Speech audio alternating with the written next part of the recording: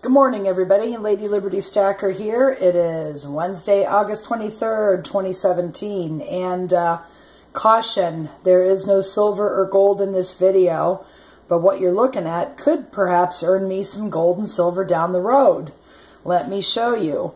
This is what I've been kind of keeping busy with. What you see here are 6-inch skillets.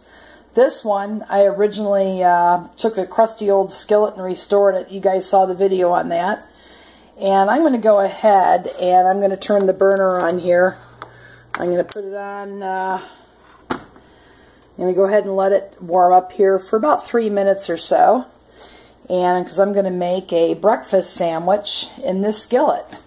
I also picked up just recently another one. This has 2 coats of seasoning on it. It wasn't as in bad a shape, but I picked this up from an antique shop for about 30 bucks. This is a Griswold.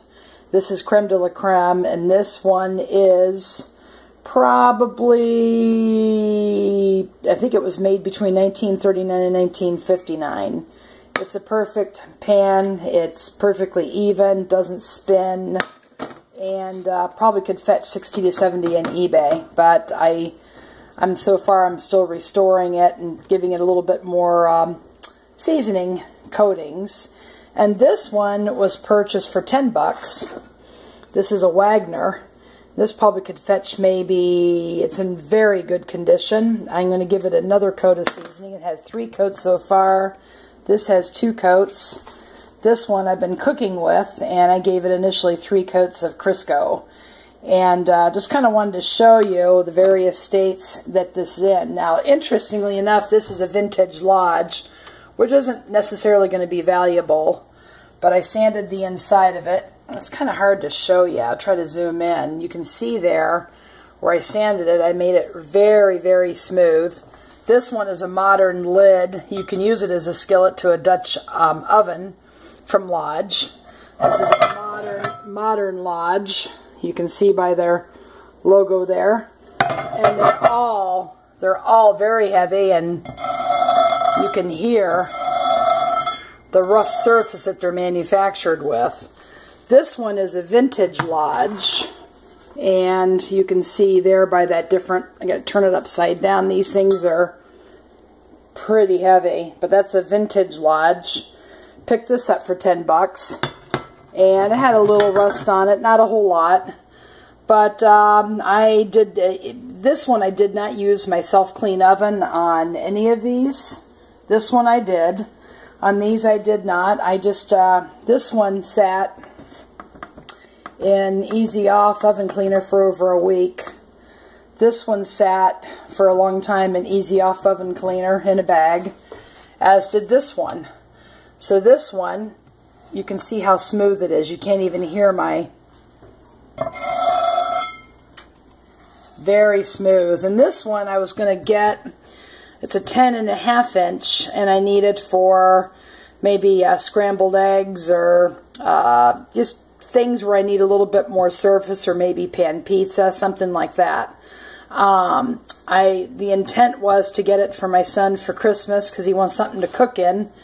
But the modern is a little bit more difficult, and this redone could make a wonderful cooker. But anyway, this should have just another minute or so to heat up. I'm waiting for the heat to come into the handle here, and I'm going to make a breakfast sandwich for you guys.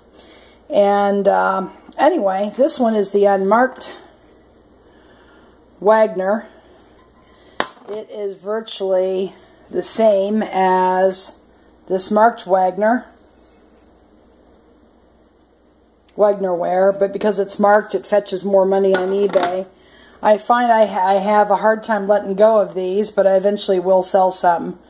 How many number 3s can you use?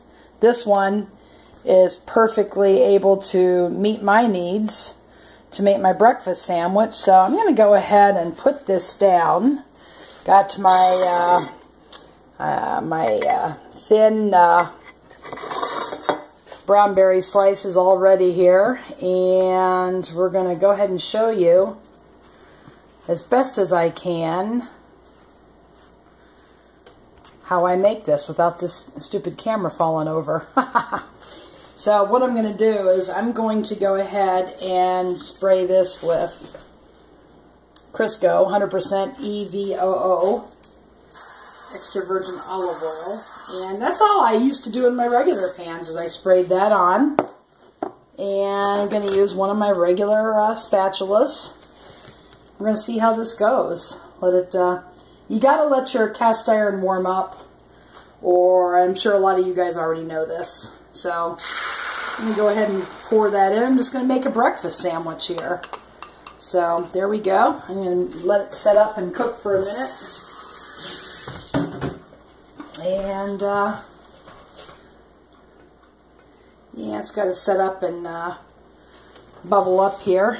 So I'm going to go ahead and let you see that. There it is. It's going ahead and setting up here. And once I get the egg cooked, I'll go ahead and put the cheese. I have a slice of low-fat cheese in the center of it. Then I got some low-fat turkey slices, and I'm going to make myself my type of egg McMuffin. So go ahead and set that up so it doesn't fall over. Alright, let me see here. Go ahead and just do it from the edges. This thing has become totally non-stick. Totally non-stick. And just let it go. It had a little bit of pitting on the bottom. And I noticed that the other two skillets did too. They were so heavily rusted. But you know what, guys? That has not deterred in how they actually perform as cast iron. Put a little pepper in there. And we can see now how it's looking. You can see there how it's non-stick. Very nice. So I'm going to go ahead and put the camera down because it's hard to cook one-handed and show you without burning this piece. Okay, so here we go. Alright, I think we're pretty much set up. We're going to go ahead and put this piece of cheese on the egg. And